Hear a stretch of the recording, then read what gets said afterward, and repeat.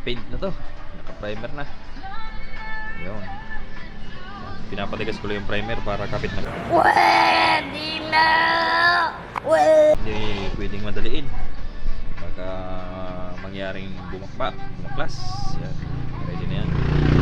Swing arm. Yun.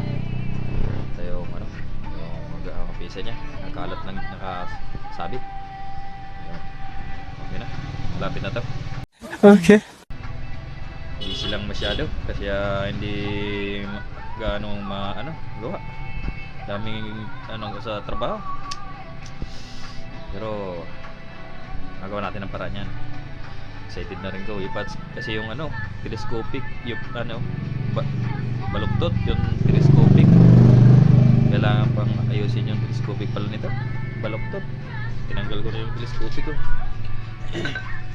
Para mapalitan ng oil seal kasi tagas na. Palitan ko na yan. Tapos yung mga bearings nya, yung iba, yan, yung luma at ang bago ay nandoon sa taas. Yun. Ganda na yun. Sana all. Ano pa yun? Ito.